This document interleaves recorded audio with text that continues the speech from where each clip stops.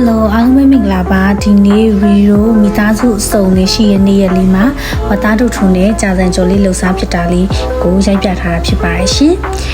ဒါကတော့ဥရီပေါ့နော်ဥရီကိုတန့်စင်နေရဖြစ်ပါတယ်မကြီးသီးရဲ့စားရဲ့ထုံနဲ့နဲ့ထည့်ပြီးတော့ပေါ့နော်တစ်တိချာချာလေးကိုနေနေရဖြစ်ပါတယ်ကိုယ်တိုင်လုပ်တာတော့မဟုတ်ပေါ့နော်အမေလုပ်ပြရပါရှင်ပြီးရင်တော့ဒါဝတ်သားတွေရေးစစ်တန့်စင်ထားတာပေါ့နော်ဒါဆိုရင်ဦးစားတင်မယ်အယောင်အနံ့အရှားတာထည့်ပြီးတော့ကြက်ဥလေးပါတစ်ခါတည်းထည့်ပြုတ်ပြီးဦးတင်မယ်နော်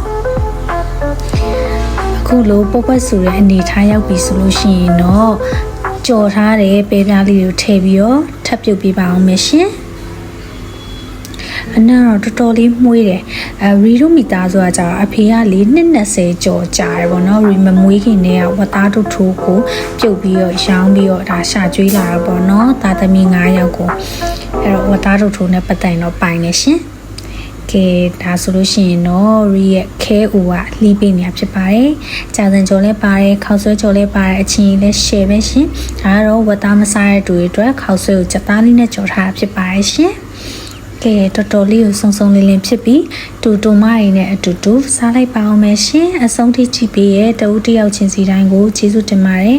အားလည်းရမမိသားစုနဲ့ကုံဆုံးဖို့အကြံပြုရင်းနဲ့ဒီဗီဒီယိုလေးကိုအဆုံးသတ်လိုက်ပါရှင်အားလုံးကျေးဇူးတင်ပါတယ်